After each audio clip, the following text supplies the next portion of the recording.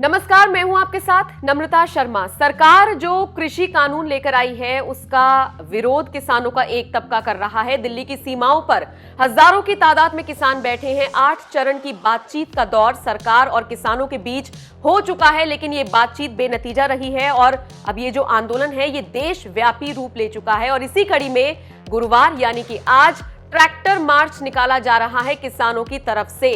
बताया जा रहा है कि दिल्ली के कई ऐसे इलाके हैं जहां से ये पूरा ट्रैक्टर मार्च निकाला जाएगा और इसी वजह से कई जगह पर रूट को डाइवर्ट भी किया गया है। 43वां दिन है आज किसान आंदोलन का और किसानों में सरकार को लेकर एक गुस्सा है, एक रोष है। सरकार की तरफ से बातचीत नहीं हो रही है, बातचीत में हल नहीं निकल रहा है, इस तरह के आरोप वहां बैठे किसान लगा रहे हैं।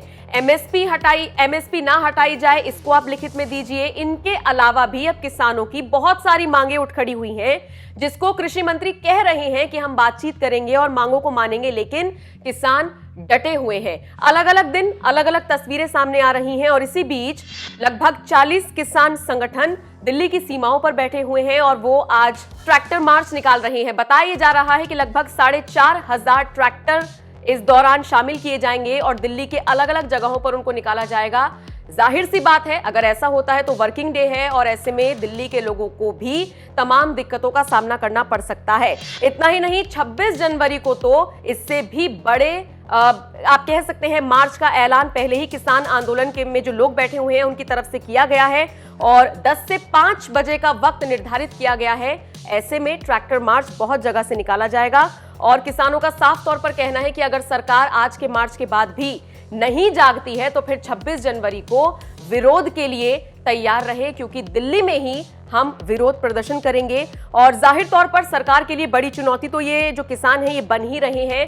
किसान भी किसी भी कीमत पर झुकने को तैयार नहीं हो रहे हैं।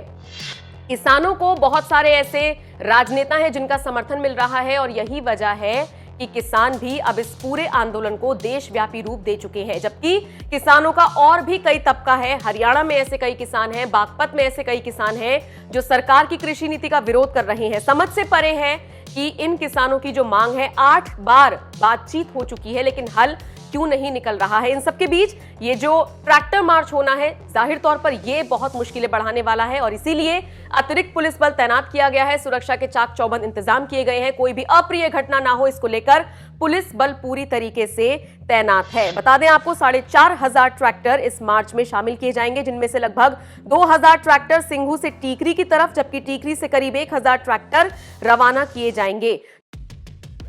तो ये पूरी अपडेट है किसान आंदोलन को लेकर। और अगर आप भी उस तरफ से ही होकर निकलते हैं अपने ऑफिसेज के लिए जिस तरफ ये किसान बैठे हुए हैं, तो हम तो यही सलाह देंगे कि आज बचिए, क्योंकि आज बहुत ज्यादा दिक्कतें होने वाली हैं। इस पूरी खबर को लेकर आपकी राय कमेंट करके हमें जरूर बताएं।